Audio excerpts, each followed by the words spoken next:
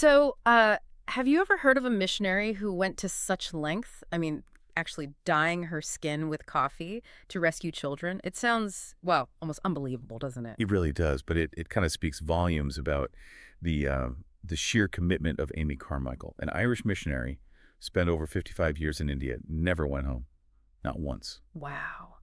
Okay, so that's our mission for this deep dive then, to really get into her incredible life story. We want to trace that journey, right? From like her childhood in Northern Ireland all the way to this huge lasting impact she had in India. Exactly. The idea is to see how just one person with this unwavering focus could genuinely transform, I mean, really change thousands of lives. hmm And she started back in 1867, Millall, Northern Ireland, Yeah. oldest of seven kids. And right from the start, her family was devoutly Christian, Yeah. and she had this sort of deep spiritual longing. And there's that fascinating little story from her childhood, isn't there, about her eyes? It almost feels like a hint of what was to come. Can you share that? Yeah, absolutely. As a little girl, she really wanted blue eyes like her mother's. She thought they were prettier, you know.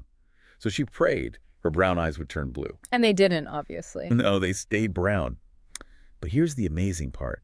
Years later, when she was in India, those brown eyes, they actually helped her, along with, dressing in Indian clothes and adopting local customs. Right. It helped her blend in when she was rescuing young girls from the temples. So these stories, maybe apocryphal, maybe not, about using coffee to darken her skin even more, that was part of this same dedication, to just fully immerse herself. Precisely. It wasn't just about like a disguise. It was a really deep act of cultural identification, a way to break down those colonial barriers, and let her get close to rescue children in ways that maybe more traditional missionaries just couldn't. So it wasn't just blending in. It was like he was physically trying to become one with the people, blurring those lines. That's incredible. It's this powerful example of how something that felt like God saying no to a child's prayer, it ended up being this much greater yes for her life's work. That's such a profound thought, especially when you think about how often we get disappointed when, our own plans fall through. It kind of reframes setbacks, doesn't it? Like maybe they're part of a bigger picture we just can't see yet. hmm Did she talk much about that, this idea of divine redirection? Her whole life pretty much became a living example of it. And that commitment, it was definitely tested early on. There was this defining moment when she was a teenager. A preacher asked a question that just gripped her. What was the question? Jesus gave his life for you. What will you give him? Wow, powerful. And that just hit home. She decided right then, basically, to dedicate her whole life to Christ. Yeah. And she didn't just like sit on that feeling. She started doing ministry work right away in Belfast, Yeah. working with these poor factory girls. They called them shawlies. Shawlies, because of the shawls they wore. Yeah, exactly. Working class women, known for their shawls to sort of symbolize their everyday life and struggles. Amy brought them the gospel message, but also, practical care. She even started a church for them. That sounds like really important work, making a difference right there. But she still felt something else pulling her, a deeper call.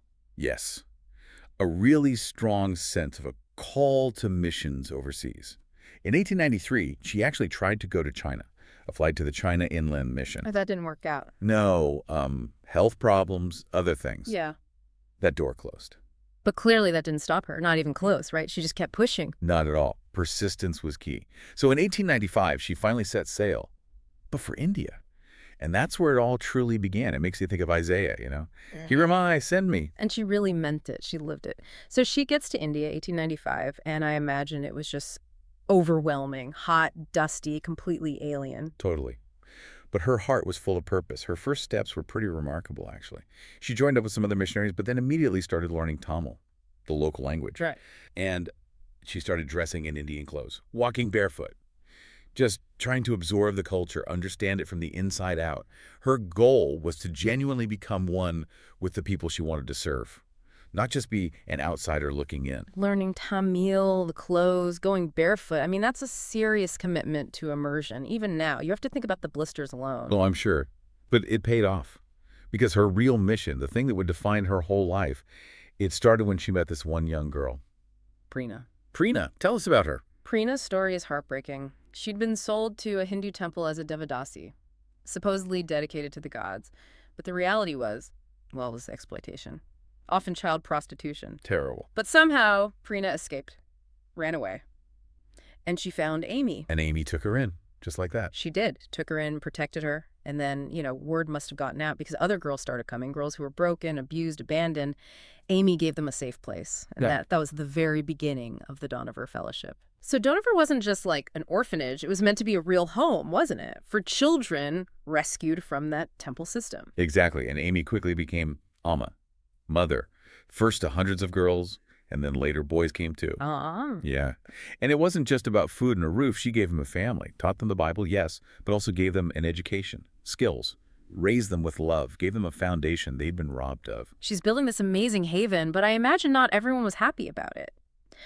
You mentioned opposition earlier. Threats, rumors, legal fights. That sounds really scary. How did she keep going? Where did that strength come from? That's really the core of it, isn't it? Her faith was absolutely central, obviously, but it was also tied to this really radical idea about giving. In a very unusual way, she handled funding.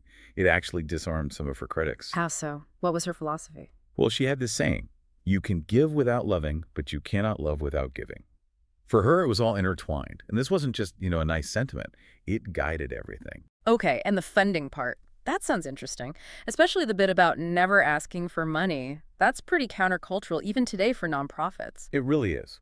She made a conscious decision never to solicit funds directly. She believed God would provide for Donover's needs.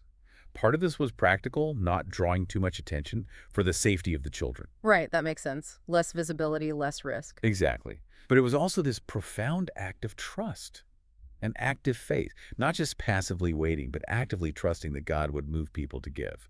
And amazingly, he did.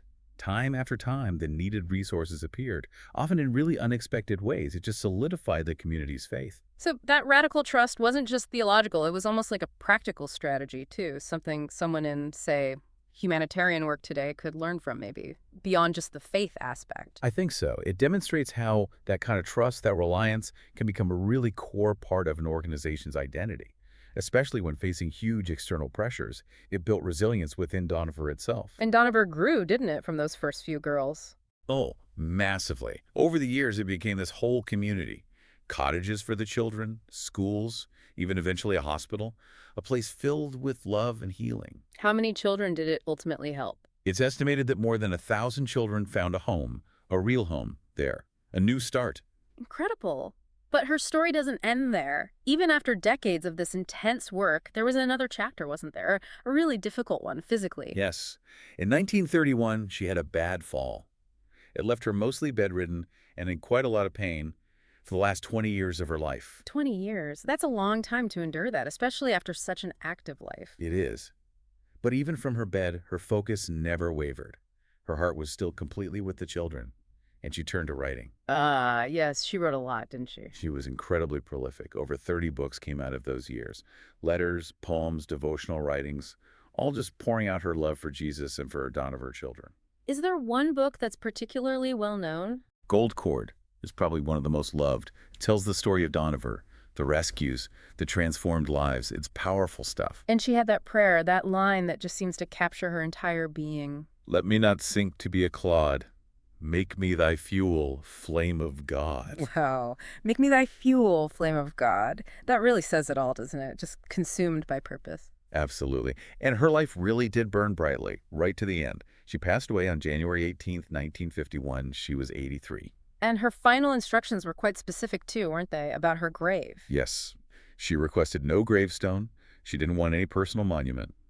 So the children of Donover, her children, they honored her in a different way. They placed a simple bird bath over where she was laid to rest. A bird bath. And on it, just one single word was carved.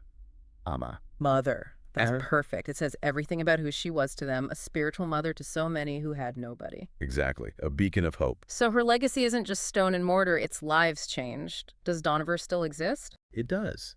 The Donover Fellowship continues its work today. It stands as this living proof, really, of her incredible faith, her love, her obedience. And her words, her writings, they still resonate, don't they? Especially perhaps for younger people trying to figure out their own sense of purpose. Definitely. She had another quote, quite challenging. We have all eternity to celebrate the victories, but only a few hours before sunset to win them. Only a few hours before sunset to win them. That's a powerful call to action, isn't it, for anyone listening? It really is. She didn't waste a moment, did she? She used her time on earth to, as she saw it, win hearts and provide refuge. It makes me think of that passage in Hebrews, Uh, chapter 12. Therefore, since we are surrounded by such a great cloud of witnesses, let us run with perseverance the race marked out for us, fixing our eyes on Jesus. Amy Carmichael absolutely ran that race, faithfully, passionately, selflessly. hmm And, if Amy didn't wait, if she poured everything into those few hours she had, what does that maybe suggest for how we approach our own few hours? How we answer whatever call to serve we might feel? It definitely gives you something to think about. It really does. Yeah. It brings us back to that echo of Isaiah and Amy's whole life, really. Here am I, Lord, send me. So as you think about her story, maybe consider this. What purpose, big or small, are you willing to step into? Right here, right now, in your own few hours before sunset.